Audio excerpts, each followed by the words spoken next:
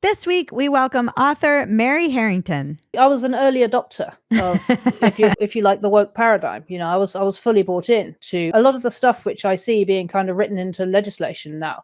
It was sort of fringe, like this is a side effect of the psychosis you experienced reading postmodernism at university. So here we are, like 20 years on. I was reading this stuff at university thinking, man, this just ate the Enlightenment. This just ate the entire worldview of Western civilization. We're screwed. It's all going to come apart now. I don't know how long it's going to take, but we're all basically screwed now. And like 20 years later, I'd like that immediate response was bang on, actually. This is Walk-Ins Welcome with Bridget Phetasy. I'm Bridget Phetasy, and you are welcome.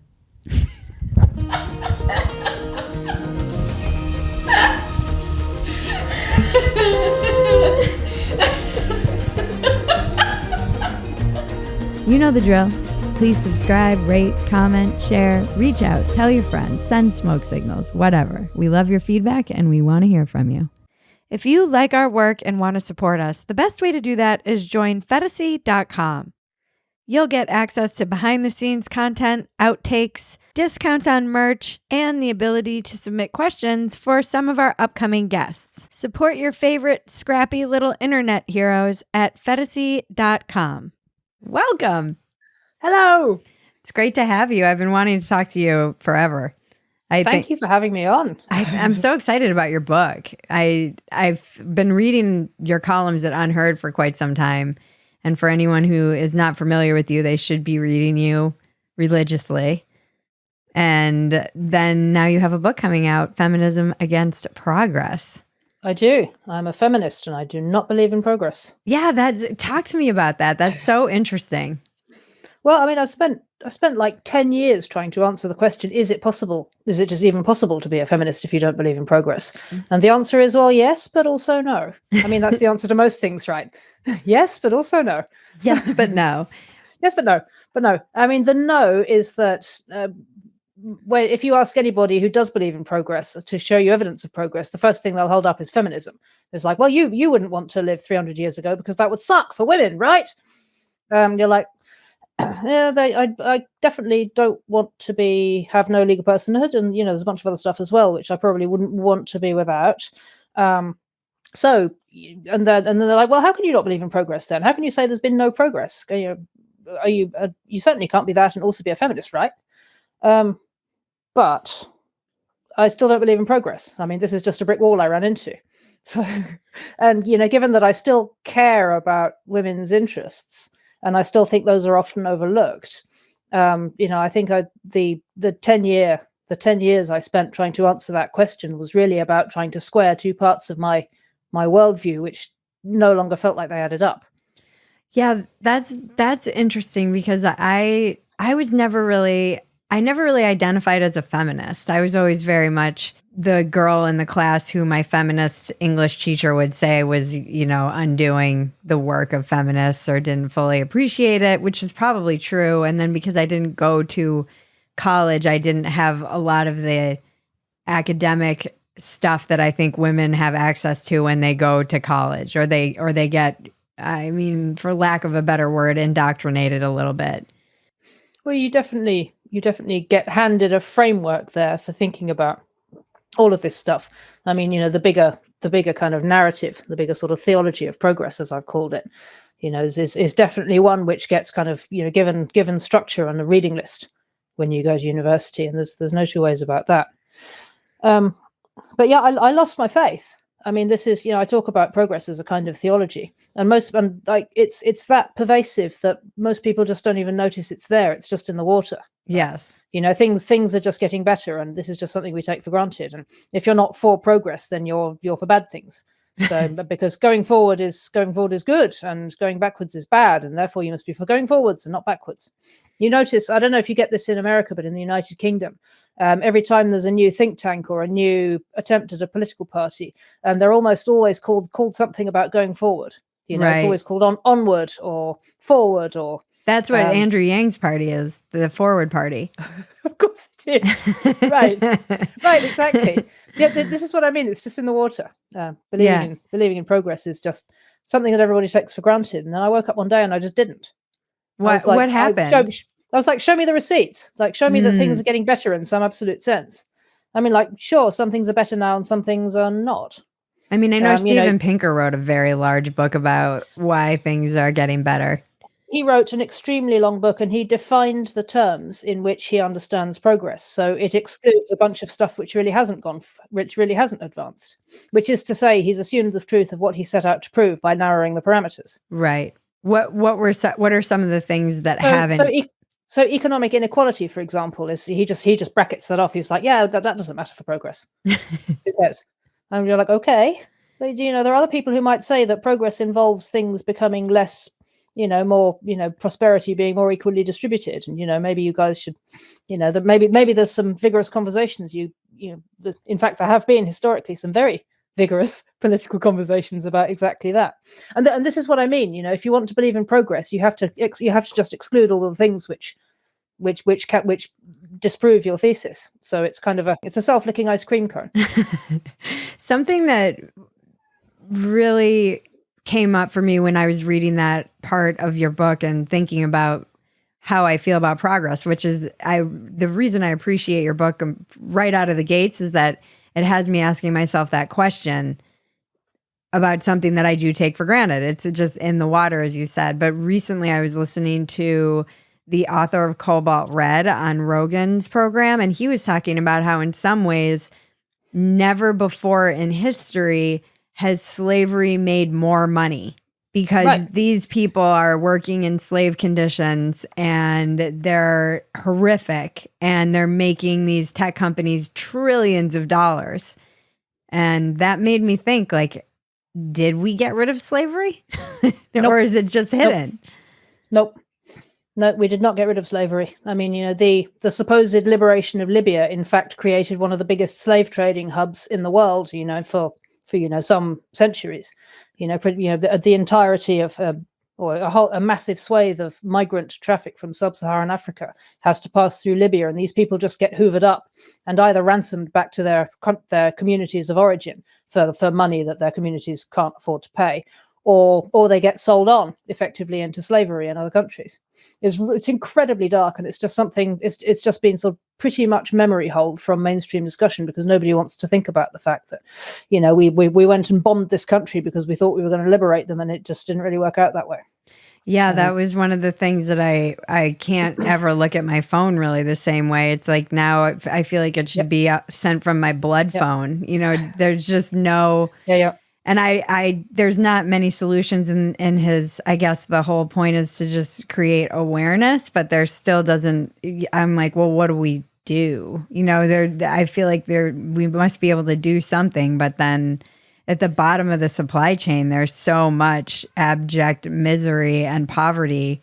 And we are here at the top having these conversations around the discourse that seem sometimes very silly, and it feels like that inequality is bothersome to me, but I don't actually know how to get out of the hypocrisy of just being a person living in the Western world. Sure. I mean, if you go down the rabbit hole of EV batteries, yeah, you know, and you look at, you know, where the raw materials that go into those are made and just how much energy is used in producing them. You think, you know, we're kind of moving things around on the deck of the Titanic. Yeah. I suppose, I mean, this is a kind of, these are some examples of, you know, ways you can, if you change the frame, then a whole load of stuff which looks like progress from one angle really doesn't from another. Yeah. I mean, the original reason I lost my faith was just that, you know, a whole lot of bad stuff happened to me simultaneously with the Great Crash in 2008. All of which left me very disillusioned by all of the sort of progressive articles of faith, which I'd pretty much taken for granted up to that point. That was the personal event. I mean, it was a kind of, you know, polycrisis. I feel like that's something that's happening to a lot of people right now. Yeah, I mean, you know, there was a whole sort of. I was an early adopter of, an early adopter of the kind of, if you like, the woke paradigm. You know, I was fully bought in to a lot of the stuff which I see being kind of written into legislation now. Was sort of fringe, like this is a side effect of the psychosis you experienced reading postmodernism at university. And, you know, it was a niche affliction. Yeah. suffered by people who are unfortunate enough to come across critical theory at university. And now it's almost impossible to avoid coming across critical theory at university. And so that psychosis is just kind of the way we do everything. How would you define critical theory for people who don't know what that term means? Very, very, very, very, very, very broadly. It's a set of ideas that basically argue that because language shapes meaning, and because you can never define words except in relation to other words, there are no stable meanings, and therefore all that we really have to hang on to are the operations of power. All there is power. There is no stable meaning. There's no truth. There's no I thou encounter. There's nothing there. All there is power, and therefore all we can really do is try and disrupt the operations of hegemonic power from the margins, and generally try and fuck things up a bit in order to liberate a bit more space for people to be themselves. I mean, that's about as reductive and kind of about a reductive an account I can give of something of a fairly kind of lengthy discussion. But I would say most of the sort of magazine wokeness which you see is a fairly direct descendant of that.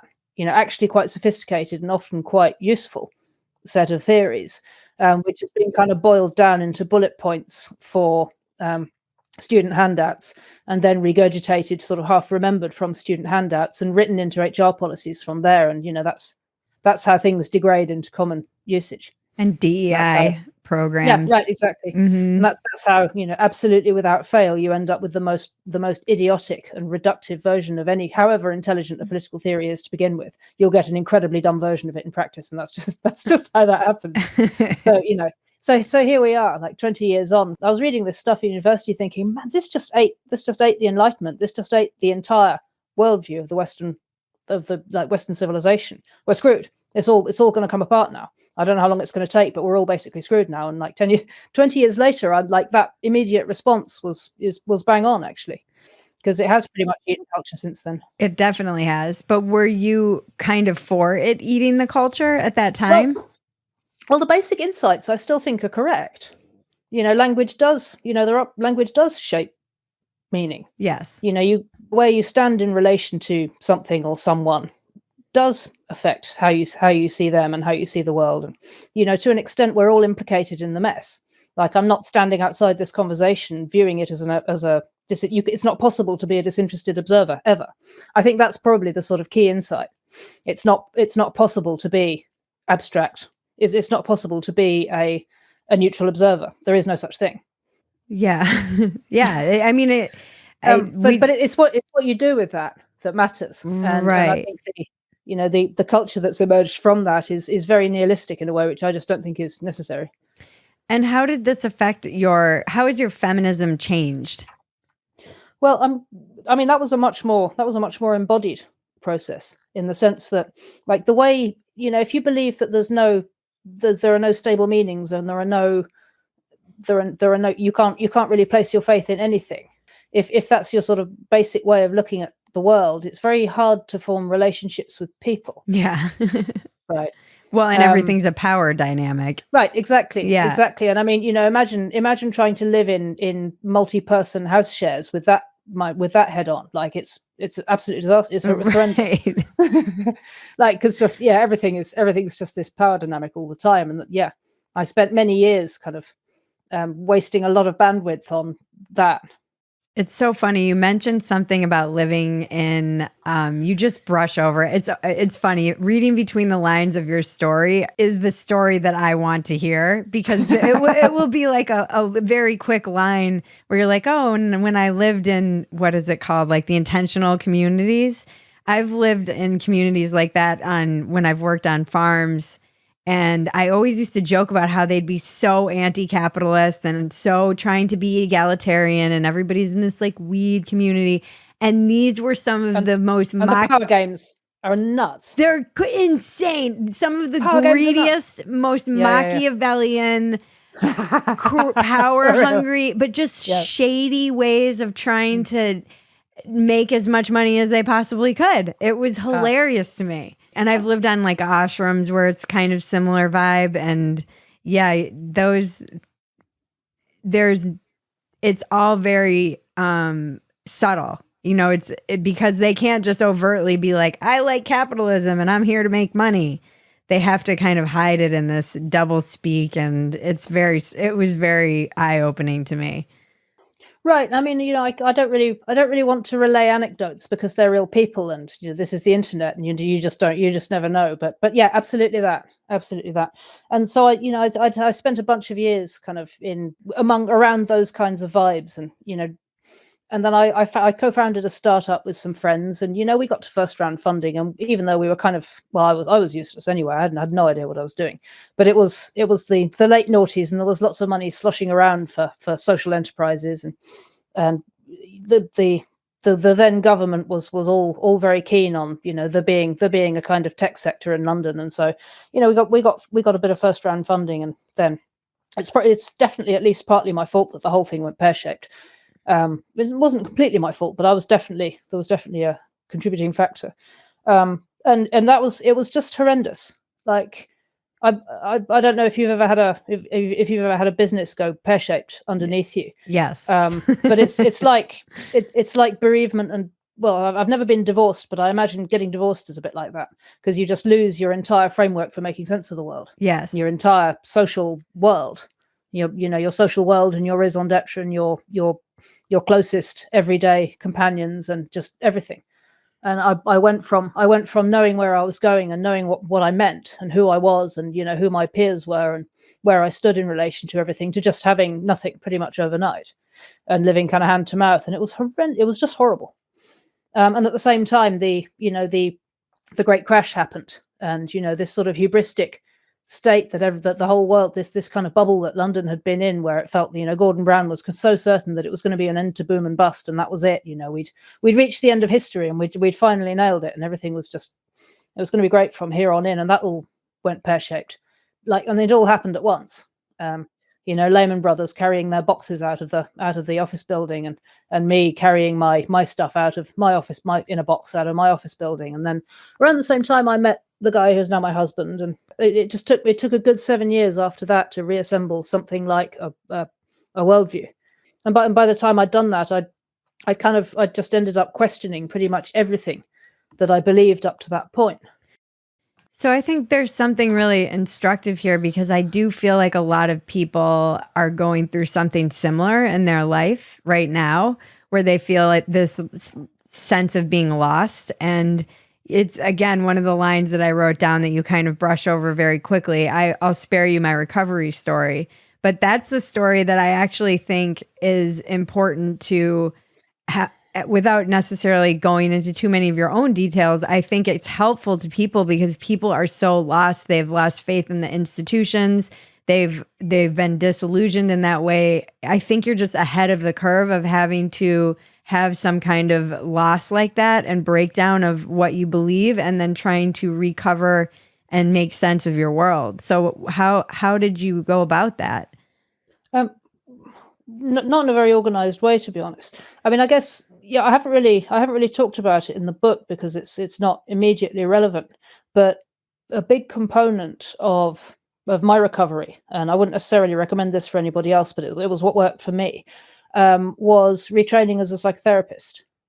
And in the course of doing that, I found a way of squaring the sort of postmodern atomized worldview with actually being a person, being able to be in relationship with other people. I mean, at the risk of going off on a kind of theory tangent, and I really don't want to bore the world with psychotherapeutic theories, but like the postmodern turn happens in psychotherapy just like it does everywhere else. I mean, it's just a paradigm shift which has happened in pretty much every field you care to name. This idea that we're all implicated in our own fields of knowledge, that's just true, and it's just how people see things now where they didn't before. Whereas if you're an academic, you can sort of play like conceptual games where you're like, no, actually there's no truth and there's no power, and we're none of us really talking to each other ever. And you can kind of play around with that because you're an academic and it just doesn't matter. You can't really do that if you're a therapist, because your whole like everyday occupation is predicated on the idea that there's a real encounter there. Right. Like what would even be the point of having conversations if we were just talking past each other? Right. Like, you've got to, why would I be charging you however many pounds an hour to talk to me if in fact there's, meanings are so unstable that, we're just, talking and yelling into the void. So they've sort of taken that insight in a different direction. And the theories which come out of kind of contemporary psychoanalysis and contemporary theories about intersubjective theories of psychotherapy they're preoccupied with how you experience the relationship in that moment. It's very difficult to sum up and probably a bit kind of niche for a podcast, but in the course of practicing that and studying that and thinking about that and discussing that with other people, I just became less lonely and I became more embodied. That's the only. You sort of have to do it, and I think there are lots of different ways of doing it. And it's not necessarily the case that everybody has to go and read a whole load of intersubjective psychotherapeutic theories and then do like a 5-year training course with a whole load of practical client work. There are probably other ways of becoming less lonely and becoming more embodied, becoming more attentive to the particulars of the moment of relationship that you're in right now with another person, and being more attentive to how you feel in your body at that point. Though there are definitely other ways of doing it than the one I took, but that was how I got there. Yeah, it struck me that you called it recovery because I feel so much I've gone through recovery, but it was from drug addiction. But there's something that I liked the way you talked about becoming embodied, and it was something I had not thought about, but I had been so dissociated from my own body. That was part of the process of my recovery, but it didn't even occur to me until I was reading your book, and you were and even right now, as you're mentioning this, do you feel like this is something that the culture is suffering from in general? Absolutely. Yeah. And it's getting worse, definitely. And it's getting worse. The internet it pulls us out of our bodies the whole time. I mean, it's doing it right now. I'm here in Britain, and you're in, I don't know, Chicago, Los Texas, Angeles. California, Los Angeles. That's right. Which is quite a long way away in a different time zone. And here we are having this conversation. Which is amazing. Which is incredible, but there's also a sense in which it's kind of an out of body experience. Right. One of the weirdest and most dislocating things I ever did. Do you remember when Clubhouse had a moment a couple of years ago? Yeah, it was a very brief moment. It was very brief, and it was kind of an amazing thing because for just a few weeks while Clubhouse was having a moment, sometimes I went through a phase of waking up incredibly early. So I'd be awake while California was, America, like the East Coast was awake but drunk. Right. The West Coast was just getting toasted, popping off, and I was just getting up in the morning. And it was, and once on one occasion, I took a Clubhouse chat running with me at dawn. With all these people scattered all over the United States talking about whatever the hell it was, like a late night conversation. And there I was running first thing in the morning. And after about 10 minutes of it, I was just like, I can't do this. This is stretched too thin. This is too extreme. I wonder if that's why it just kind of faded away, or if it was a moment because everybody was locked up and in the pandemic and needed. My husband and I went in just to observe one, and I was like, come for the group therapy and stay for the struggle session, because it was everybody talking in this very therapeutic language. And then it devolved into one person having to apologize because they said something wrong. And it turned literally into a struggle session. And they kicked the person out, and then they let them back in, and they didn't apologize proficiently enough. And then it was madness. And we listened to that one thing and we were like, never again. To be honest, I think it had a moment where it was just big enough to be interesting and just small enough to be manageable, and then just everybody found it, and it was just impossible. I mean, it's kind of the story of every social media platform, but in fast forward, because it's live action and people talking. Right. Yeah, it did feel very strange sitting in on this conversation where everybody was all over the place, and there was something different about it being voice. Yeah, definitely. I think everybody I know who is extremely online and not completely insane has a very extreme physical practice of one kind or another that they do that grounds them at least some of the time when they're not being extremely online. So there are the guys who lift, like the extremely online guy. I mean, there a lot of them are a bit nuts, but they're kind of they function well enough, and it's because the being extremely online is offset by being very, very, very physically grounded in an extreme kind of body practice like that. You talk about your early love of the internet and how it's something that you still love. How do you square what you see it doing, as you're saying it's getting worse and people are becoming more disembodied, with your love of it? Well, I don't really. I mean, it's kind of it's a sort of terrible addiction. I love the internet. I mean, there are lots of things about the internet which are wonderful. It's just a very, very, very two-edged sword. And I think there are ways of being in relation to it which are functional enough, definitely, or even generally positive and beneficial. But there are others which are just really messed up. I think particularly when children and adolescents are given untrammeled access to it, particularly in the image cultures which have sort of proliferated for children, for adolescents, and particularly adolescent girls. I look at that stuff and I think I don't know how long I'm going to be able to stop my daughter having a smartphone, but as long as is humanly possible, and ideally till she's 18. Yeah.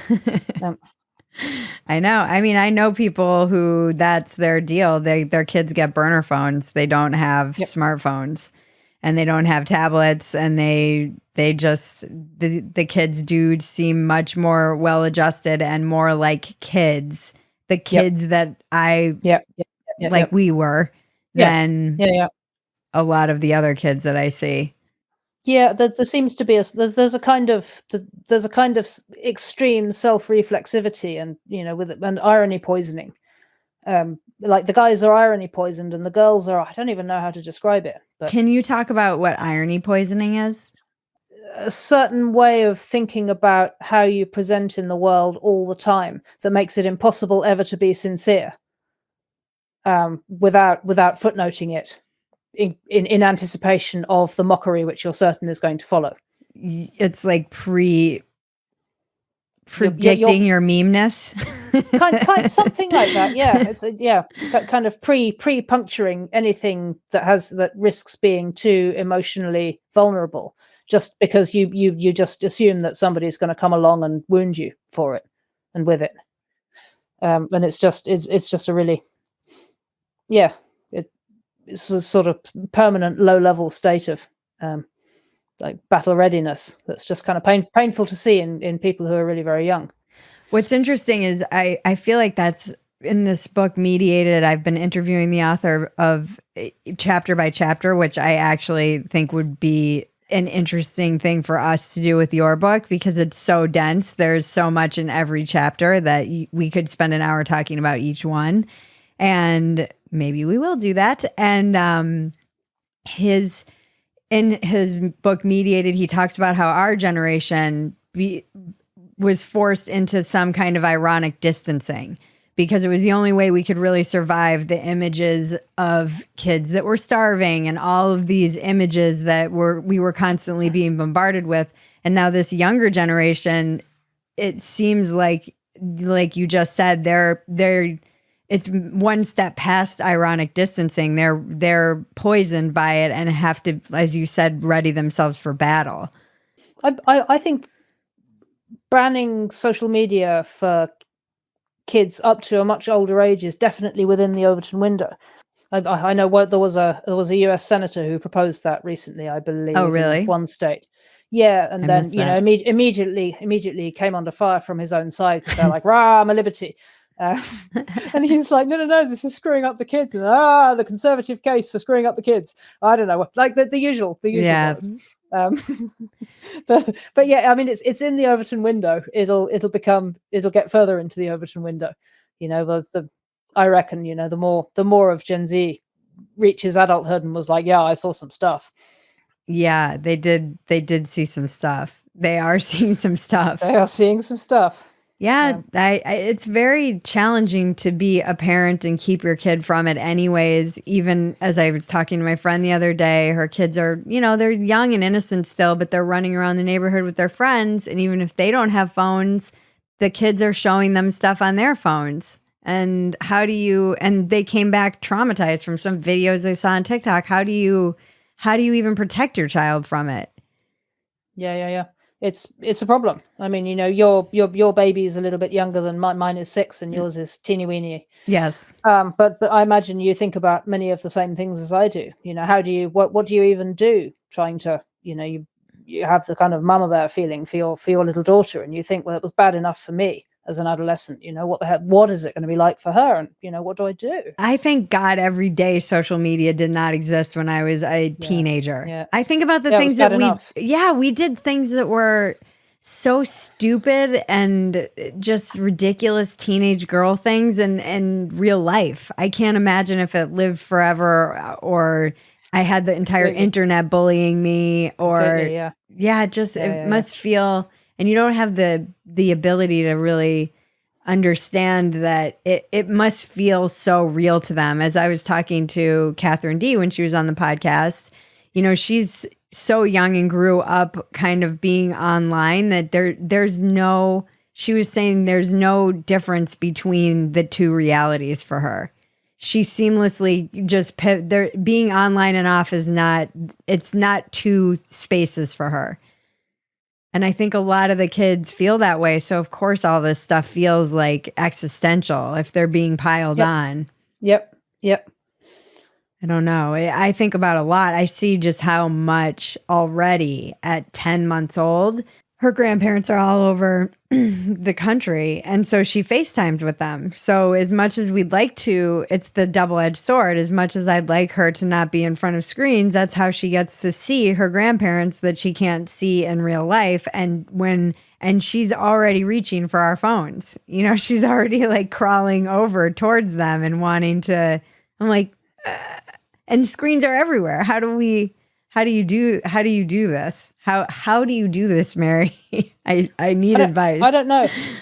I don't know. I mean, we have some boundaries around how much screen time. My daughter spent all day watching Looney Tunes today because she's off sick from school, and that's just. But she doesn't have access to the internet. I don't grant her access to the internet, and she, if we look something up, we do it together.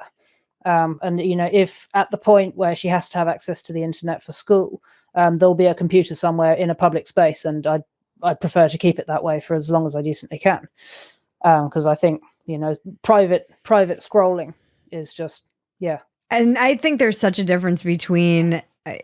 It's interesting to see how positively adorable television is. Watching Looney Tunes. Yeah, you can't. It's pretty harmless compared to.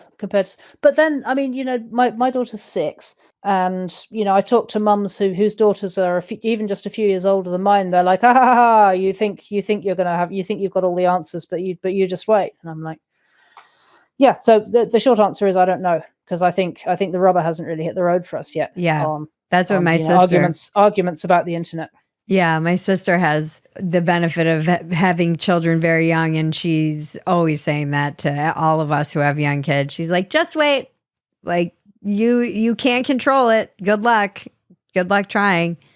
And so, yeah, it's something that we always joke. We're like, and that's when we move into the woods. But do you see families trying to manage this and just surrendering? That is this progress?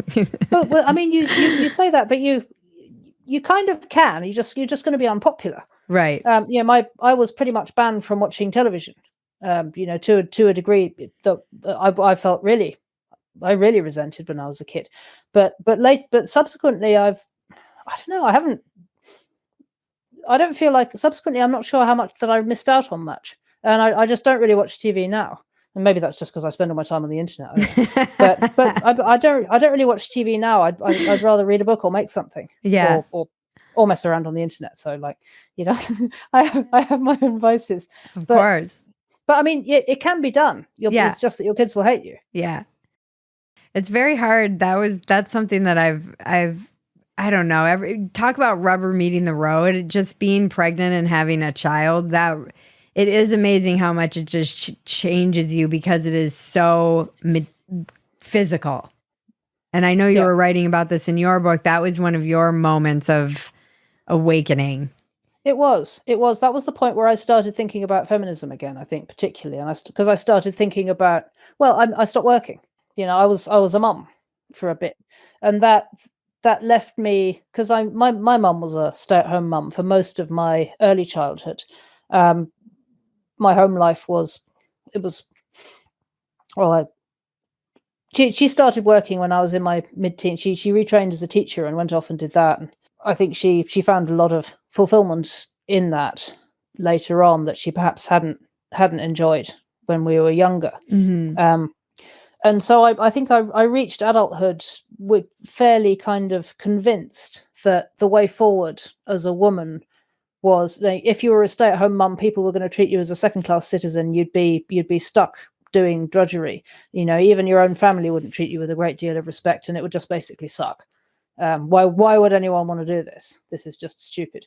And so I was kind of surprised to find myself, by a series of accidents, being a stay-at-home mum, and it led me to reevaluate a lot of the assumptions that I'd had based on my own observation of family life, my own experiences as a child, and the beliefs I'd always had about what I would do. How if at all I would approach being a mother. It led me to think about whether or not it was such a self-evidently useless or contemptible thing to do, because it seemed like actually I just didn't want to be. I didn't want to be away from my child, and I felt actually fortunate, not oppressed by having the option to stay home, but the exact opposite, because I realized that actually having enough funds as a family for me to be able to do that wasn't patriarchal oppression. That was privilege, straight up privilege, because it's a luxury that most of the women in my NCT baby group didn't have. Most of them had to go back to work whether they wanted to or not. And I remember I've seen plenty of mothers. We have, by American standards, extraordinarily generous maternity provision in the UK. You get 6 months paid maternity leave from your employer if you're employed, and then you can take another 6 months unpaid, and you just have the right to that as a statutory thing. And I tell Americans this, and they're like, because I bluntly, I think the situation you have in the States is barbarous, but the culture where you are is so completely different, and even women who are otherwise very fiercely pro women will get all libertarian and all up in your free markets if you try and say there should be some kind of regulation on employers requiring them to. It's complicated, and there are cultural factors. But anyway, there I was kind of pushing a pram around the empty streets in a small town in Britain and thinking, no, actually I'm lucky to be able to do this, because I don't want to go back to, I can't think of anything I'd rather be doing. I didn't want to go back at all. In the first 3 months, I was like, I'm never working again. Yeah, my daughter was, 15 months, 18 months, perhaps older before I felt like I wanted to spend any meaningful amount of time away from her at all. She spent like a few hours a week at a childminder just so I could kind of breathe a little bit. But that was it, and that made me, relative to a lot of people I knew, incredibly fortunate. I remember seeing friends going back to work after maternity leave and just being in a state of low-key bereavement for some time, just taking a long time to making that break, and just feeling pretty heartbroken about it. Yeah, it's weird how it's gone from the standard was to be the stay-at-home mom, and then when I was working at Playboy, it never got published, but I interviewed 3 generations of feminists because I met this young girl doing a Free the Nipple rally, and she was really interested. And then I met her grandmother and her mother, and it stuck with me for so long. Her mother was talking about her feminism, so they were all talking about their feminism, and she was talking about how she went back to college with a bunch of her college mates, and it was the teacher who had influenced them the most, and their feminist studies, women's studies professor, and all of the women, she chose to be a stay-at-home mom, and all of the women had gone on to have these professions, and they all got back together, and the professor basically skipped right over her when she said she was a stay-at-home mom and dismissed what she had chosen to do. And I was asking her if this was a blind spot of feminism, that it didn't have, it's strange to me how feminism literally did throw the baby out with the bathwater. They basically went so reactionary to that choice that it became, like you said, something that people kind of sneered at or scorned at. And then it almost made the conditions so that people had to work with this many women in the workforce I feel there has to be two earners almost, at least in the United States. And now they don't have a choice. Yep. Yeah. Which is fine if you're the kind of woman who has a career. But it sucks if you're the kind of woman who has a job. Right. Because I think there are plenty of jobs which you can do which will pay the rent, but they're not necessarily something you'd want to spend all day doing, that you choose to do all day over spending time with your kids. Right. And I think there are a great many women who've been liberated from spending time with their kids and in fact what they've been liberated to do is put packets through a till, or fill in rows on a spreadsheet, make phone calls and get sworn at. I'm unconvinced that what's progress for the high-flying lawyers and the doctors and the management consultants is necessarily progress for them as well.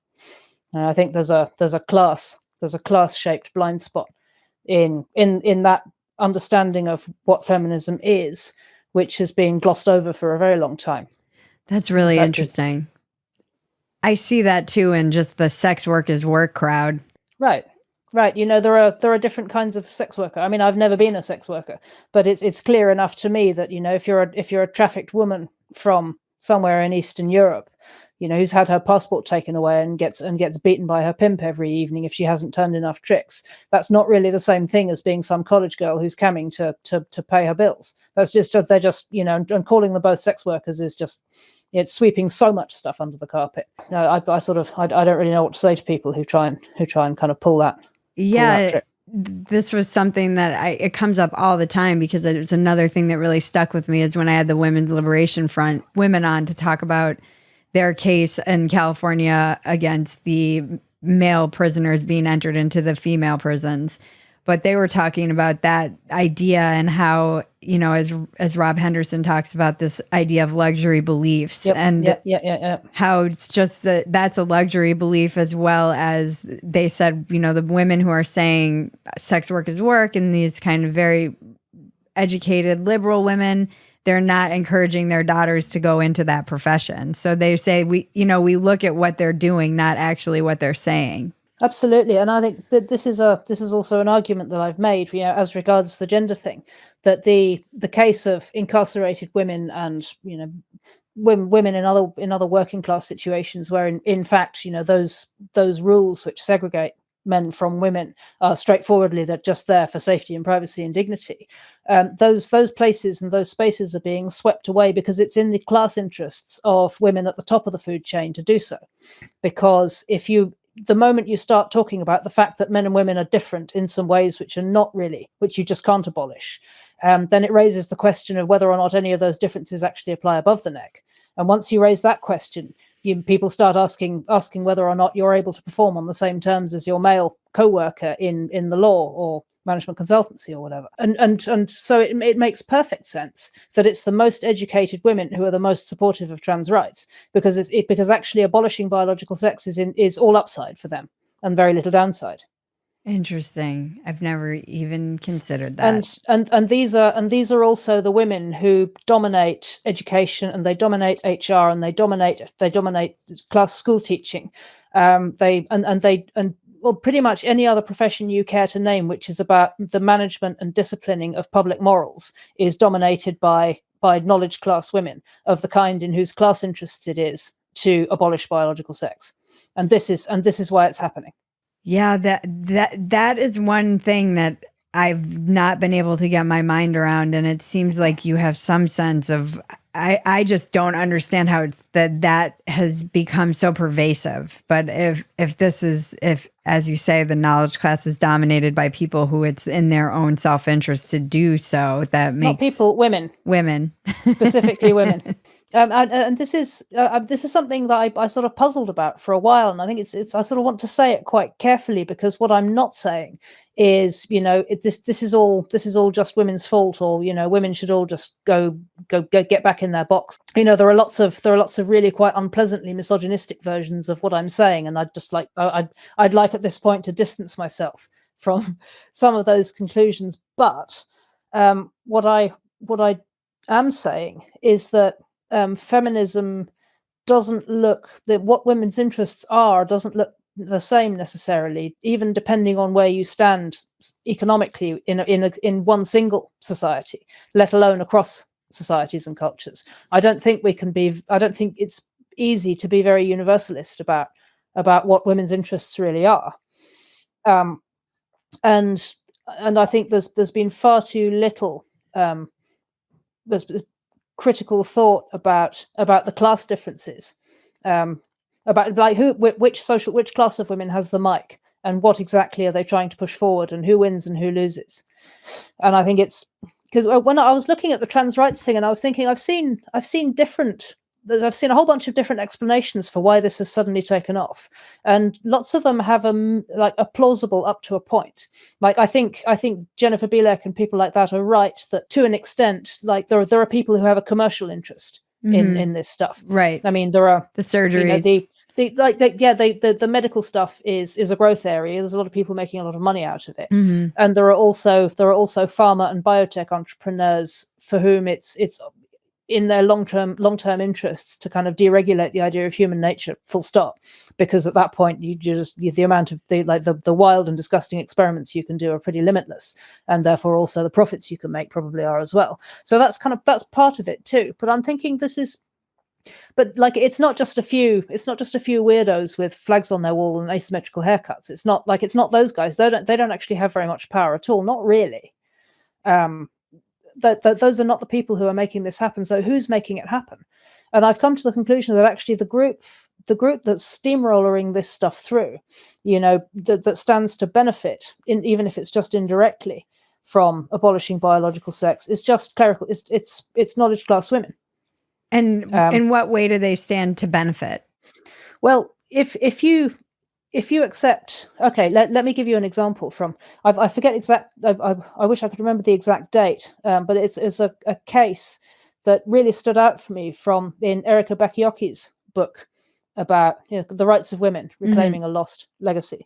And she's a legal scholar, and she's superb on the fine detail of America's incredibly rich and pugnacious legal history. I mean, you guys do litigation like nobody else on the planet. It's really extraordinary. But there's one case which just really stood out for me because it was just so interesting. It was an argument over whether or not there should be sex specific workplace regulations, whether there should be different rules in the workplace for men and for women, and whether that should be permissible. Like to say, well, they, men can have it this way and women can have it that way. Whether that is okay in principle in a workplace, and there were feminists on both sides, which was what made it so interesting. There were feminists who said yes, we should absolutely do that because they were looking at working class women, who are on a factory assembly line, for example, and like obviously, working a 12-hour shift doing something physically arduous is one thing if you're 6'2" and you're a dude, and it's another thing altogether if you're 5'4" and possibly pregnant. Right. Right. So under those circumstances, having longer break times or more bathrooms or shorter shifts or whatever, or sort of different regulations about how demanding the job can be depending on what sex you are, kind of makes sense. Yes. But then there were feminists on the other side who supported, as it happened, by a bunch of wealthy manufacturers, male, who were like, no, we can't possibly allow this, because that will mean that because they were thinking about their own occupations, which were all office based, desk based, shunting paper, and they were thinking, well, if we have different sex segregated workplace regulations, then that probably means I'm going to end up being treated differently in the workplace, and that's going to be a detriment to me in terms of my professional development, because I'll always be treated as second class. I see. They won. Oh, okay. Okay. And that's a story that's been repeated on countless occasions since. And it's my view that that's essentially what's going on with this idea that we should abolish, that everybody should just be whatever sex they say they are. Because if you're going to say that it doesn't matter what sex you are, then obviously if I'm a lawyer or a management consultant, it's kind of true that in a professional context or indeed a podcaster, it doesn't really matter what sex you are, because you can do the work just the same. There's no meaningful argument that says women are any less capable of of intense cognitive work. but where it comes to something much more embodied, that's just not true. And that argument holds, and amongst university educated people, it's probably true that you could have gender neutral bathrooms and it would be fine for the most part, because most of the people there are going to know how to behave, and they're all sort of fairly well policed within a tight knit community, and it's probably going to be okay. But something which is going to work amongst highly educated people on a university campus, if you try and roll that out to a prison, for example, Yeah. you can see it going wrong from space. Yeah, that's talk about disembodied. It feels like a lot of the stuff is like brain in a jar type thinking, where even if you take that from the campus and then or from a university and put it in a park, you can see how it might not work. But that's the disconnect. That is it just that this class of people is so detached from working class individuals that they can't conceive. Or the other thing that baffles me is that people can't seem to consider that violent, lying criminals would abuse this system.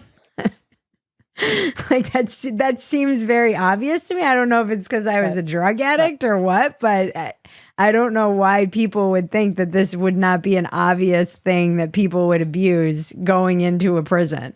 Yeah, I mean, there's been a lot of fun and games in the United Kingdom about that recently, because Scotland just passed or attempted to pass a law saying that anybody over the age of 16 could basically self-declare their gender after a waiting period of about 3 months, and that was all they had to do was, I don't know, put on a dress for 3 months, and after that, boom. And it's been, I mean, there's a whole ongoing. The shouting is going to go on for years because the British Westminster government has blocked it and said, no, you can't do this, because reasons. I mean, I haven't really gone into on the basis, I think, that it would just be a bureaucratic kind of colossal clusterfuck for the entire kingdom. If you've got, I mean, you can't unilaterally, as a devolved administration, rewrite how the entire country classifies legal sex. You can't do it. Like, it's just crazy. And I think it's nuts that they let it go this far. But anyway, there's been this whole argument about it. And part of, I mean, the Scottish First Minister has essentially resigned over the whole argument, because in the course of all of the shouting, it transpired that just how many really quite extreme, violent, rapey criminals of the Bepinist variety had been transferred into women's prisons in Scotland, and just how hideous some of them were, and just how obviously putting it on for a cushy sentence a lot of them were. And the whole thing has just been turned into such an ugly mess that Nicola Sturgeon, the SNP First Minister, has resigned. And I mean, who knows where it's going to end up? I have a horrible feeling we're going to end up with self-ID under the next Labour government. Wow. That's what's so crazy. And I remember Abigail Schreier talking about what was going on in California, and she said, we have a window right now because at least we know who is male and female going into these prisons biologically. But the minute you can self-ID and they just decide that that's okay, we lose track of those statistics entirely. Yep. And that's what's terrifying. Yeah, I sort of flip-flop back and forth between thinking, maybe it's going to pass, but I have a horrible feeling it's not, Bridget. I don't think it's going away. And I think the reason it's not going away is fundamentally because a whole generation who are now reaching voting age have grown up believing that their self is separable from their body because they've grown up online.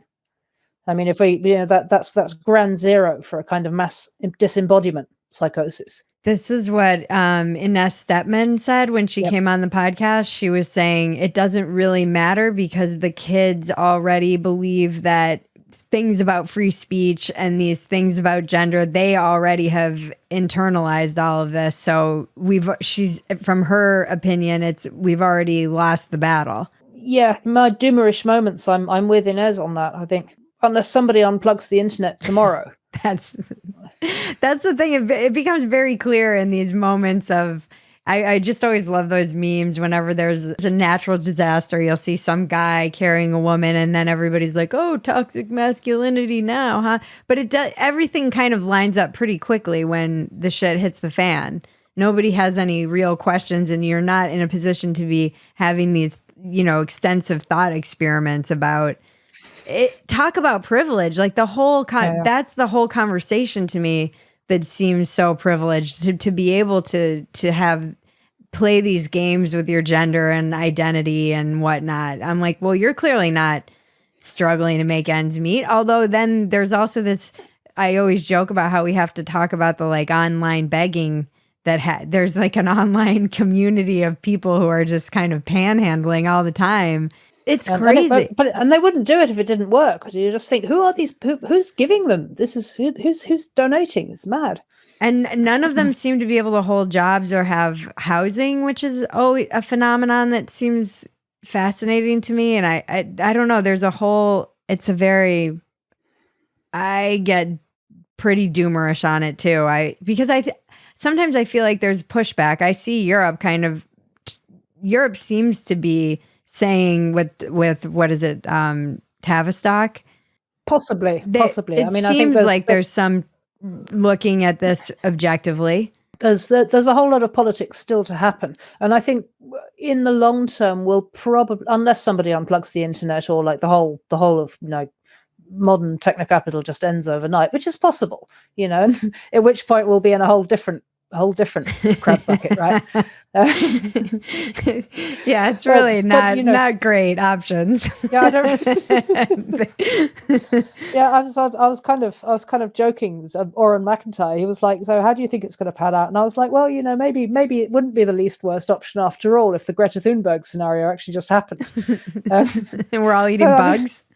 Well, no, not that one, Just like the whole sort of apocalyptic world on fire one. Oh, okay. At least then we're not going to be able to spend quite so much time navel gazing about about like pup self pronouns. Yes, because everyone's going to be killing each other for food instead. Sorry, it's not funny. No, we're on the same wavelength. I mean, these are the jokes we make on Dumpster Fire because the only thing really to do is laugh because there's nothing. I don't really know. It's a coping mechanism, it's like I've been making jokes about this for years, not even about this stuff, just how when I was waiting tables, people were so picky about their food and I don't eat gluten. And I'm like, when you're roasting rats over the oil drums, like you're going to wish you ate that fucking pizza. Yeah, you're going to chill. Yeah. Well, exactly. But assuming we don't all end up roasting rats over. I think we'll go through several rounds of derangement before we make our peace with the transhuman era. I think that's what will probably happen. Actually, realistic. I just got full body chills. Something that transhumans will never know. Just kidding. I've said in a couple of other places, I didn't actually make this argument in the book because it sort of emerged for me more clearly in the course of writing the book. But I've come to think over the course of writing the book that, the transhumanist era isn't something which might be coming down the track. It's already here and it's been here for 50 years because the first transhumanist technology is the contraceptive pill. Because that's the point where we made the jump from trying to fix people who were ill to trying to upgrade people who are well. Must be really a wild jungle in your brain. Yeah, sorry about that, man. Sorry. But no, it's such a good point. But you see what I mean? Yeah. And you see, like, if we can fix women's healthy fertility in the interests of personal autonomy, then logically, why would we not fix people's secondary sex characteristics? So it makes perfect sense that Planned Parenthood should have moved from transhuman interventions in women's fertility to transhuman interventions in everybody's gender presentation. Because it's a logical extension of what they were doing to begin with. I was reading a whole article about how this is just more of the bridge to accepting different limbs, having silicone limbs and turning into kind of a cyborg. Well, indeed, because once you're cutting bits off and adding other bits on, in order to look more like the person you feel like on the inside, then why would you stop at resembling the opposite sex? Why not just throw the field wide open? You talk about that in the cyborg theocracy portion a little bit. Yeah. A little bit. And I think, again, this is where it's important to bring the class lens back into it, because it's all very well, being able to throw a couple of $1 million at making yourself look more like a giant scarab or fuck knows what. Yeah. Or just paying somebody else to gestate your children, which is what the super rich already do, which is a much more everyday kind of transhumanism. It's all very well being the people with the funds to do that. It's another thing altogether being the gestator or the donor tissue. You said this became more clear kind of in your book. What else did you learn from writing your book? What question did you start when you started your book, and was it answered, or what became? I started out wanting to write a book about the fact that the environmental movement, which was always sort of makes a lot of feminist noises, just doesn't stack up with the feminist movement, because so much of what liberated women is actually technology and not moral progress at all. I mean, it's what liberated women was washing machines and disposable diapers. Yeah. And formula milk, massively. Yeah. There are so many, women wouldn't be able to go back to work after 2 weeks if we didn't have formula milk, as they barbarously do in your country. And I'm going to carry on saying It is barbarous. I became like a single issue person when I had my daughter, because and I had a C-section, so I couldn't turn. And I was watching some Instagram video last night, and it's a guy talking about how much energy it takes to make breast milk, and to the point that we give the child more energy than it takes to run our brains and our heart. It's crazy. And obviously, you mentioned this in your book, it wasn't a choice about how much you were going to invest in your child. That personal autonomy becomes kind of silly. It's completely a nonsense idea. You grow an extra limb, or you grow an extra. It felt like one of my a literal part of my insides was now on the outside, and I still had to look after it. Yeah. And it doesn't stop feeling like that for a long time. I mean, your little one she's 10 months. 10 months. So I imagine it still very much feels like that. Oh yeah, I was thinking about this last night when she's still sleeping on my chest, and I'm like, I still feel deeply connected to her in the way that I did when she was inside. Yeah. It doesn't go away overnight, and and then I look at people treating surrogacy as though it's something, as though it's just like a manufacturing process, and then you've made this thing and you can hand it, and you're just like, no, it's just not like that. It isn't. It just isn't. This is something I'd never really considered until recently, and now I have very complicated thoughts about it that I'm not sure. Thinking about commercial surrogacy has brought me actually right back to a lot of the really rabid anti-capitalism that I found myself questioning in my 20s when I lost my faith in progress, because it's brought me back round to a lot of angry leftism and a lot of angry critiques of capitalism and a lot of angry protest, it's a sort of formless rage at the idea that things which really shouldn't be amenable to buying and selling, which shouldn't be chopped up and sold in their component parts, are nonetheless being enclosed and lined up for the block, and and that's just happening, and it doesn't feel like this. And somehow the logic of it is inexorable, no matter who stands up and protests against it. And where it was little independent coffee shops that were being Starbucks when I was a kid. Now it's women's actual insides, and that just fills me with this boiling rage. And that people are just treating this as though it's it's like buying a new handbag. Like they're ordering themselves some monogrammed luggage, and you're like, no, that's just so profoundly wicked a category error that I don't even know how to say how wrong that is more strongly without just swearing incoherently and jabbing you in the chest. I wish I was smarter and more able to have a more articulate argument, because I got into this when I was on Rogan. We kind of dipped into this aspect of the conversation about surrogacy, and he kind of pushed back and said, well, I was like, this kid didn't ask.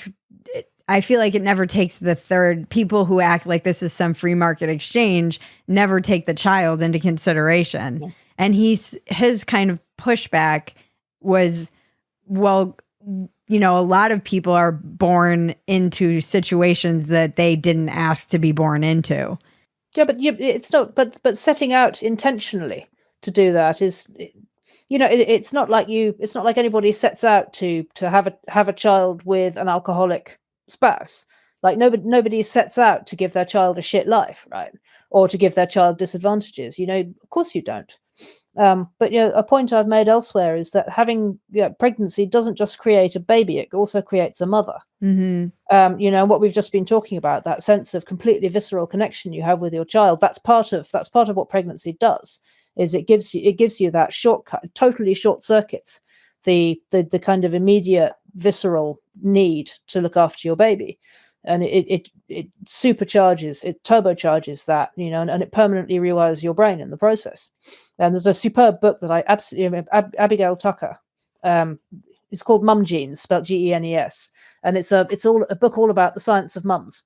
Interesting. You should get, you would enjoy speaking to her. Yeah. I think she's fantastic on incredibly detailed run through. She's a science journalist, Okay. and she runs through all of the research that's been done into mothers. Wow. And how motherhood changes your brain, how it changes your body, how mothers and babies sort of co-create one another in the process of gestation and infant care. Mm-hmm. And also, and looks at the science of, what does or doesn't make for a happy mom and a happy child. It's very, very balanced, it's a great book, a strong recommend. But she runs through just all of the absolutely incredibly radical changes that pregnancy makes to a mother. And sure, there are mothers who are not devoted to their babies. Bad things happen, and some babies have to be cared for by other people. This happens, but normatively, most mums experience that, and most mums get there, get to that place of wanting and instinctively to look after their baby more quickly than dads do. Dads get there as well, but it takes exposure to the baby postpartum, and they get there much more slowly. Yeah. Whereas mum is already there because she's been hosting the baby for 9 months by the time you get to that point. So she's just had a head start. Yeah. And if you gestate a baby by surrogacy, you're rooting around all of that. So the baby is never going to have the same attentive level of devoted care as they would with a completely ordinary with their birth mother. Except in the most extreme of situations of psychological distress or extreme poverty or neglect or abandonment or whatever. In the vast majority of cases, that devotedness is just instinctively there. It feels like they'll always wonder too. Just right. I don't know. I feel like just that the early infancy is such an important developmental stage for sort of basic security in the whole of subsequent life, and everybody knows this. All the studies have shown this. Very early infancy is profoundly important developmentally speaking, and basically what if you're cheerleading for commercial surrogacy, you're basically saying I don't care about that. I don't care if the child has a suboptimal, and not only am I going to set out intentionally to interrupt that, I'm going to do it for profit. And I just think that's so profoundly evil, and it brings out the raging anti-capitalist in me. And that's what you started this book kind of with this feeling. I mean, the Feminism Against Progress didn't really start with thinking about commercial surrogacy. It started with thinking about the history of feminism, trying to make sense of how we got to a point where feminism seemed to mean progress and progress seemed to mean feminism. And I'm really just trying to sort of disentangle the two. And I sort of went down this whole rabbit hole and came to the conclusion that, in fact, what I was looking at wasn't moral progress; it was technology, and that, in fact, the whole story of women's emancipation is a story of liberation through technology. And then I looked at that and I thought, well, yeah, a lot of the early changes that the Industrial Revolution brought, did radically reorganize how family life worked, because work moved out of the home into factories and offices, and that completely changed what women's role was. Because instead of working as a farmer's wife or whatever around kids, they were not working anymore, and they were just bourgeois housewives. And that was and that's the model that the trad wife people want us to go back to. But the joke is that it isn't actually very trad at all. It's actually distinctively modern.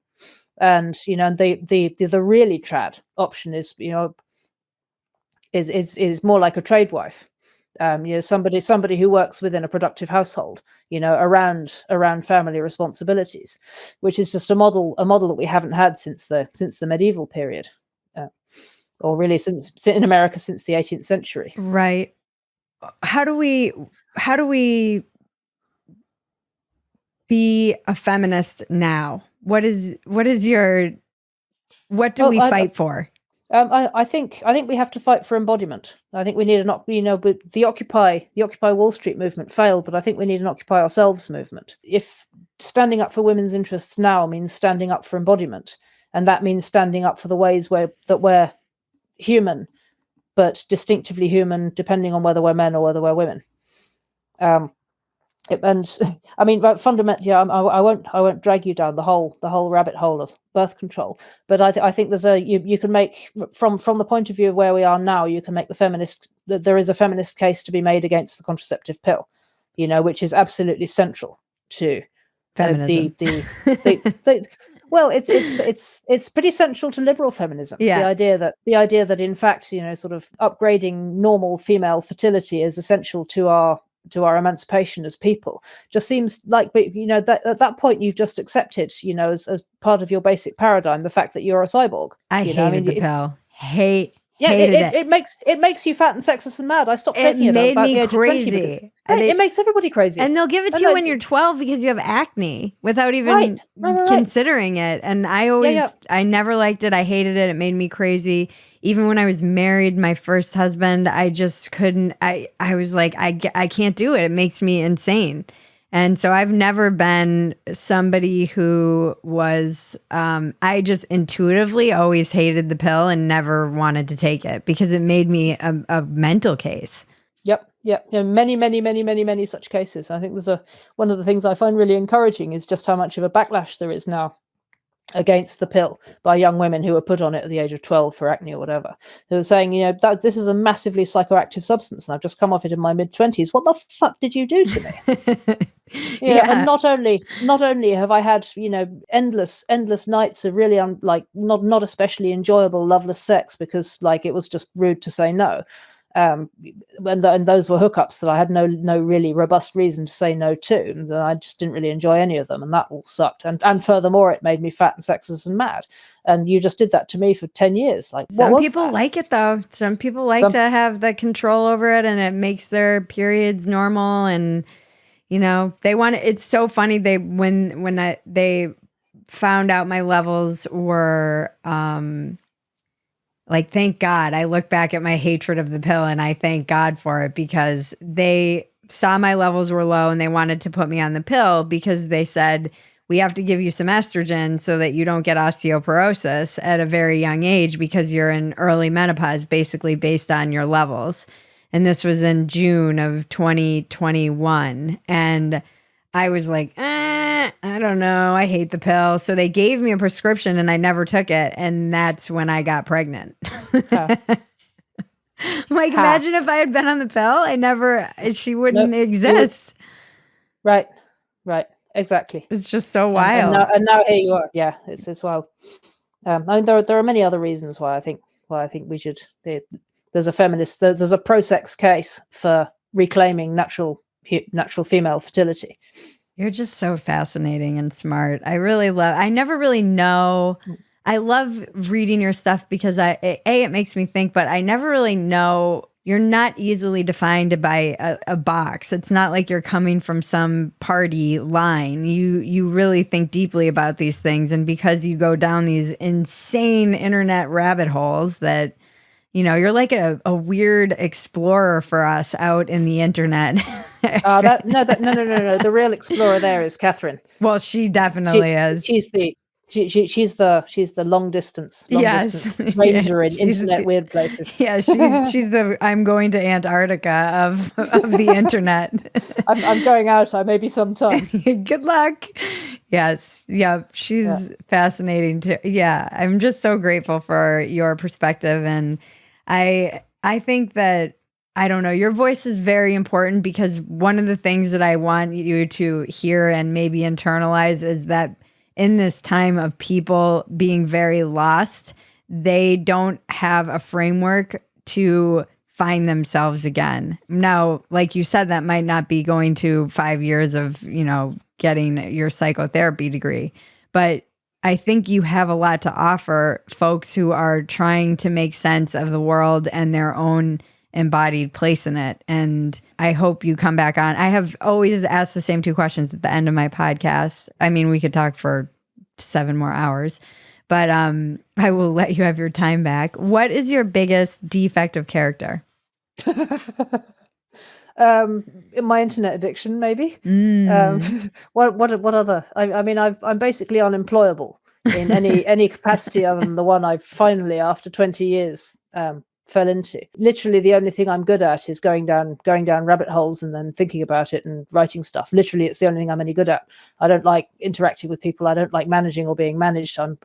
I get very angry and depressed if I have to do any of these things for any length of time. I'm functionally unemployable in any other capacity. I don't know if that's is that my. I mean, I have so many defects of character. That's a good one. I could go on. I really can. What's your biggest asset? Because it's the same thing. Yeah, it often is. It's the same thing. The only thing I've ever been any good at is reading stuff and then writing about it. I'm just unemployable because I can't really do anything else. You're very good at it. I make quite nice bread. I guess. Yeah, well, at least we know who to turn to when we're eating rats over oil drums for the bread. Yeah, if you can build me an oven and grow me some wheat and grind it into flour, I'll make you some bread to go with the grilled rat. For a rat side. Yeah. Where can we find you? And when does your book come out in the United States? It's out in the United Kingdom on the 2nd of March. It's out in the United States, published with Regnery on the 25th of April. Oh, fantastic. I'm excited for you. I'm excited. It feels really strange. I've never done this before. I'm very nervous. Really. Of course. I just don't know. It's like, it's like that moment where you've decided to throw a party and all the drinks are ready and the house is ready and and now and the invitations have gone out and now you're just looking at your watch and thinking, is anybody going to come? And I just have that exact feeling. I will do whatever I can to tell everybody to come to your party and read your book. Party. Yes, I think we'll be hearing a lot more from you. I feel like you're one of those people who's so far ahead of the curve that it's almost a detriment sometimes. People are kind of riding in your wake because you're at the tip of the spear, and eventually everyone will catch up. Well, that's as good a reason as any to be unemployable, I guess.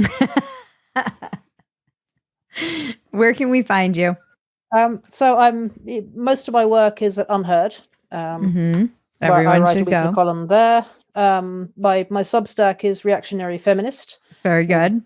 And you can find me on Twitter at Moving Circles. I think those are my homes on the internet. Yes. Well, this has been a pleasure as always. I'm going to have you back. You're welcome back anytime. Please. And this has been so much fun. It's great to chat to you. Yeah, thank you. All right, thank you, Bridget. It's time for the weekly check-in with Bridget and cousin Maggie.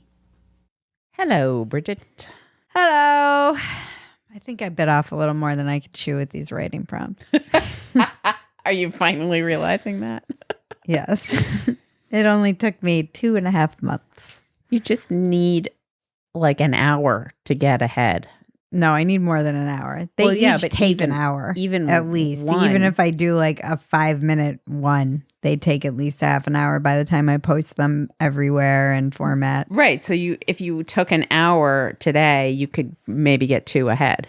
No. No? I could maybe get 1 ahead. But I wouldn't be getting 1 ahead. I would be doing the one that I need to do tonight. Well, that's at least not being behind. I'm not behind anymore. I know, but you will be if you don't get the one done today, done. Yeah, but I've been doing the ones that I need to do at night. Yeah. So I know I can at least do one. Uh-huh. So I'm caught up now. But it's going to get dodgy. Yeah, especially with the move. And I still have another piece I need to finish. One that I'm actually getting paid for. Uh-huh. I'm falling behind. Falling far behind. You're not falling behind. I mean, I am. I'm falling behind on all my writing. On your writing. Mm-hmm. It's always the thing that slips through the cracks. Mm-hmm. And yet it's the thing that will probably break me through to the other side. Mm-hmm. Well, I feel like a lot of times and I don't mean this as a criticism, you sit down to write and you get distracted by like a message or a email or I get whatever. distracted a lot. And so like you're like, oh, I have an hour to write. And then you sit there dealing with other stuff for a half hour. And then you're like, now I don't have an hour to write. No, I have to put the blinders on, which is hard, particularly right now because there's so much incoming stuff that needs to be addressed immediately. But hopefully it's like one-time stuff. Right. Like life insurance. And it's just stuff that requires like constant, immediate attention. Right. And the house buying and all that stuff. But you'll be on the other side of that soon, hopefully. Knock on wood. Knock on wood. I just gave my 30 days notice to my landlord. Wow. How long have you been there? I've been in that building for almost 16 years. I've lived in 3 different apartments in there. I think I've been in my apartment for like 14. Wow. Yeah, it's crazy. That is crazy. Crazy. That's a big chunk of your life. I know. It's all my 30s. Wow. Yeah. That's wild. I know. Yeah, it's time to go. Uh-huh. And I was talking to one of the Sarah Connor women today, and she was like, oh, we bought a house and we were in our house in San Francisco. We thought this was our forever home. We were there 30 years. It's where we raised our kids, blah, blah, blah. And she was like, and then when we were packing up and moving and I stood in this empty house and she was like, yeah, this isn't my home anymore. And I was like, wow, did you not even feel like a little nostalgic? She was like, my husband was more nostalgic than me. She was just like, I was ready to go. Yeah. And I was like, I think I'll definitely feel nostalgic, but I'm ready to go. I was talking to an old friend. So my nephew was in town. I didn't see him because he was here for a regatta and they were south, and just his schedule and my schedule didn't meet up. Yeah. And he was with like his whole crew. Yeah. And he reached out to me at like freaking 10 o'clock on a Sunday night. And he's like, hey, Dee, where should we go in Hollywood? And I was like, I don't know. I'm old. My Hollywood days are long since past. And I was thinking about how when we first moved here, we knew all the like promoters and we're always going. I was always going to pool parties and out in Hollywood and constantly. Yeah. I knew where to be on what night. I've blocked it all from my memory. But yeah, I pretty much was always doing something. And it's funny, the place I guessed to tell him was the place I reached out to the 2 people that I could think of that I would still know. Who might know what's going on in Hollywood. Mm-hmm. And then I thought of the one place that was kind of cool and not a club that my friend from junior high owns, that he and Does he own that place now? He owns a bunch of places in town. No, I know he owns a bunch of places, but I don't know if I was aware he owned that particular place. Yeah, he was part owner of that place. Okay.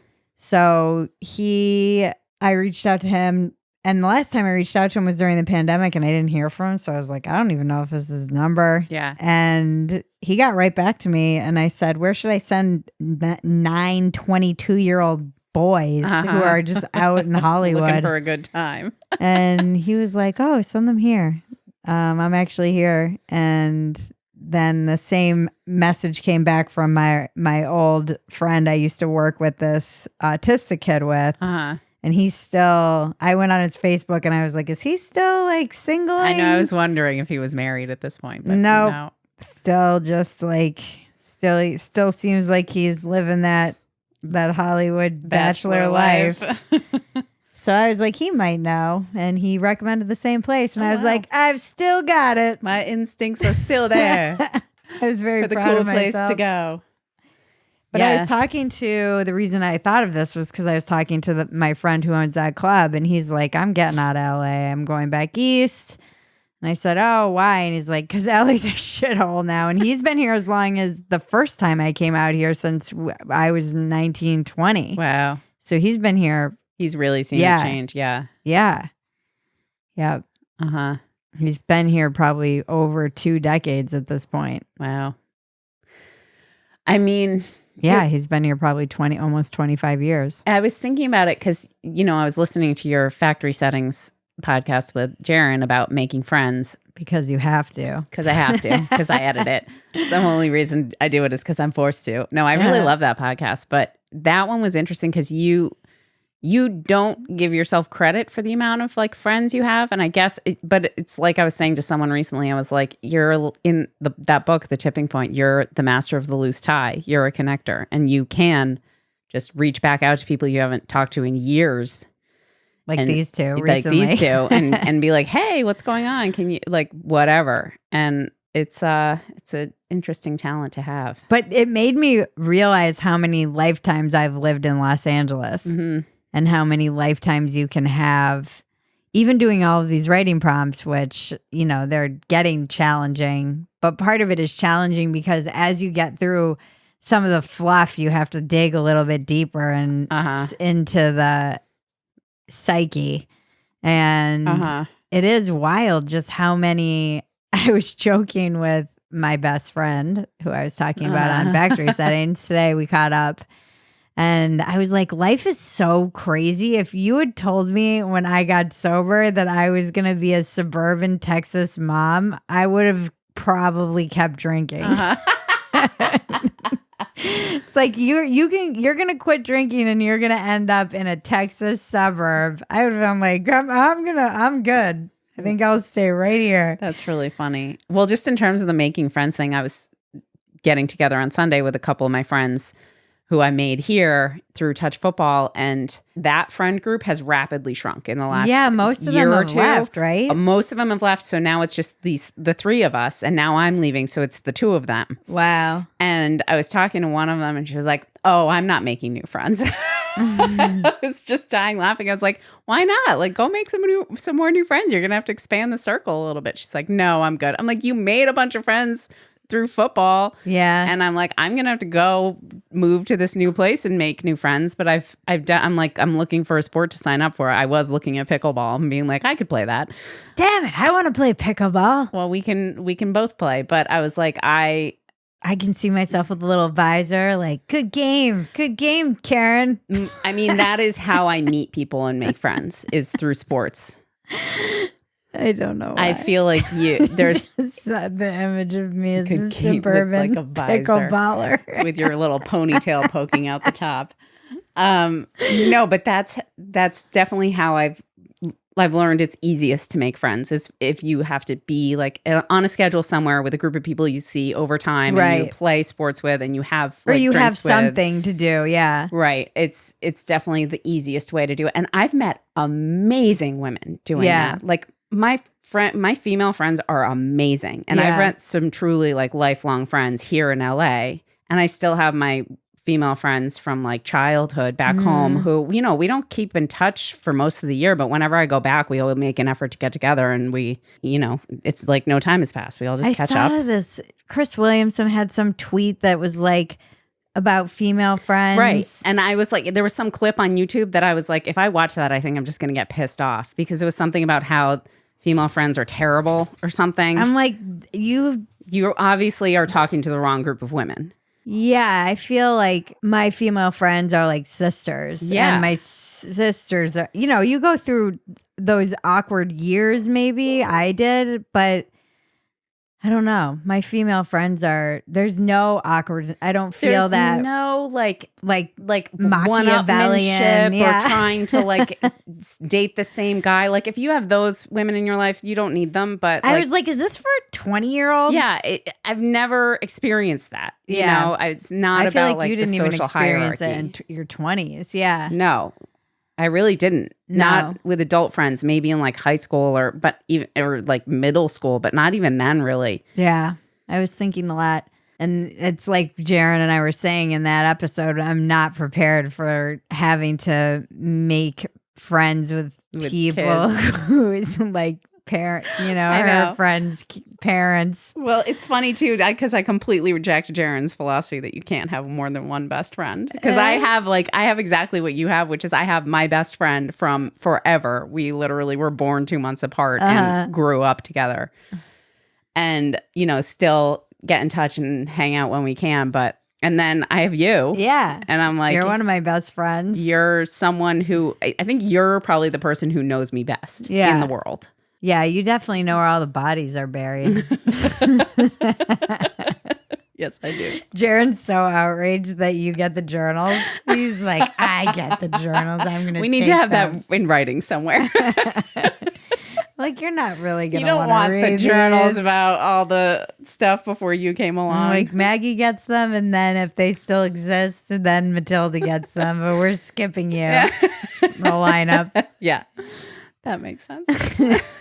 This is a female lineage. We need that in writing. These works I don't trust must Jaren. be passed down through the female line only. No, there is something I think that's different about female friendship than there is. And obviously, I don't have the inside view of male friendships, but there's something about. And there's something different about male friendships. Right. Yeah. I know this is blasphemy in this day and age. Mm-hmm.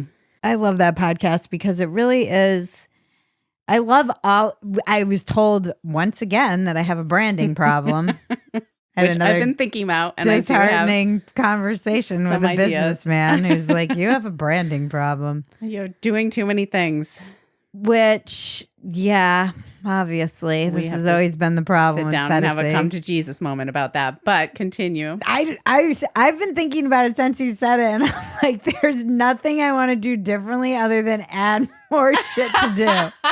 Like, the only thing I can think to do differently is add something else That like we make it like cohesive That under pulls- this thing. Yeah, I know. that pulls it all together. It doesn't mean doing any. I don't want Stopping to any of stop the any of the projects. things Yeah. that I'm doing. I agree. I don't want. So that's not happening. I don't want any of them to stop. So my big theory is that now I need to start a live stream called The Bridget Show. And then we can be like, and coming up next, the newest episode of Walk-ins Welcome, and then like air it to go up after the Bridget Show. Right. Or something like that. That's what I was thinking. But anyway, you continue your thought about factory settings and the. Oh, just it's so wild how you know, I'll be like, I guess we're talking about friendship and think like, how are we going to cover an hour? And then it's always so much, we could go so much longer than an hour. It's Right. just like a word game where Right. it is like the verbal equivalent of writing prompts. But the responses we get from that podcast, because I think it gets everyone else thinking. Yeah. I loved the one we just did, which is coming out next week about trust in media. Oh, interesting. Okay. Yeah, that's great. That one went all over the place. And every time you guys are talking, you're always like, oh, we'll do that one in another podcast. And I'm keeping a list. Like every Okay, time I good. hear that when I'm editing, I keep a list, and it's just getting steadily longer of all of the. Oh, good, because we need to check that out. Because I sometimes am like, what should we talk about? And we're like, we have nothing. I have a long list. Yeah, it's so fun hearing from people what comes up for them when they hear that podcast because it's so individual. Even though it's us telling our stories, if I was listening to that podcast, I'd be thinking about all my friends and what friendship means and what friends I've had in my life and how hard it is to make new friends and what making friends as an adult is like. And it all depends on your upbringing and your age and where you are in life. It's so cool. I just love hearing from everyone about all of this stuff. But for some reason, factory settings really, really triggers introspection. Yeah. Very thoughtful, like kind of deep thinking. Yeah. Every time I listen to it, I'm like, I start thinking about it. I'm like, And we'll keep thinking about it after we even have the conversation. And yeah, so I was like, I don't want to. And you could say, or let's get factory settings off because it's not necessarily a moneymaker yet. And, if I looked at it all from a business perspective, I'd probably have to lean into dumpster fire. Walk-ins could probably stay, cut factory settings, but it brings in some money. It's just, growing slowly. Right. And I think We it's grow valuable. like a glacier. We do. We grow very slowly, but we're putting down strong, deep roots. I mean, I like factory settings. I would push back against you guys stopping, especially because of all the things it probably takes the least amount of time. It takes the least amount of time for you to record. It takes the least amount of time for me to edit, at least until we switch to video. I don't know what that's going to look like, but That'll be fun. I want people to see Jaren. I know you guys just your facial expressions. And now stuff. he gets away with so much. Like at the end of the last episode, I found myself getting really heated. I was like getting fired up. Why? Because he said you can't have more than one best friend. Oh, no, the most new recent one coming out that you haven't edited yet. I was getting heated because I was finding that I was so angry that these institutions had just squandered all of our trust. Maybe they never had it, but it seems like they've really just lit it on fire. Yeah. And I found myself getting really angry, and I was sitting here just like, I was like, I'm getting heated. And Jaren's like, why are you standing up? I was like, you're not going to get away with that. You won't get away with that when we're on video. That's funny. Yeah, no, I can't wait to set up our new studio and have all the things already set up. I know it's gonna be sweet. It really is. New digs. Yeah, I know. New Phetasy headquarters. It's so crazy. And it's so fun. Like Joe's club is popping already, and Chappelle was there last night. It's just gonna be. Somebody texted me like, that club's gonna be wild. I'm like, I know, I can't wait. I just need to get it back in to stand up, because you have such a talent for it when you're really going.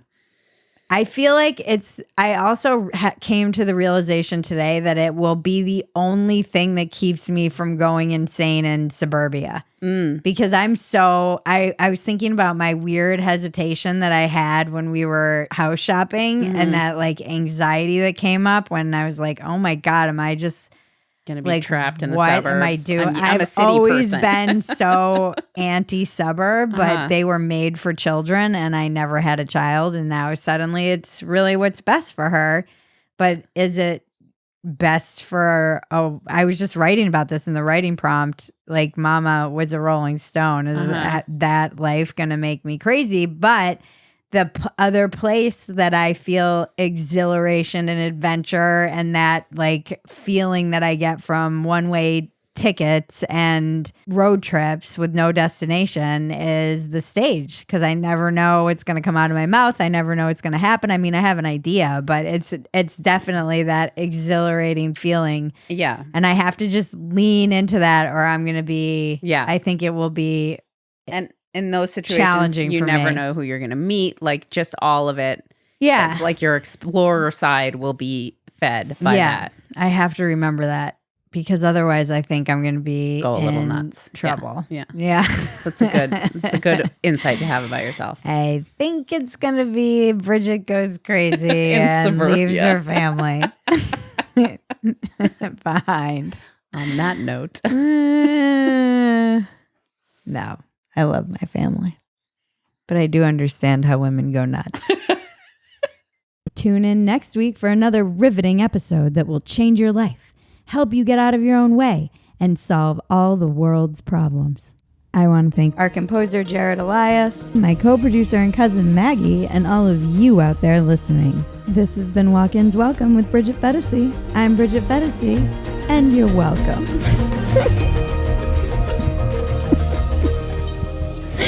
It's the dumbest line.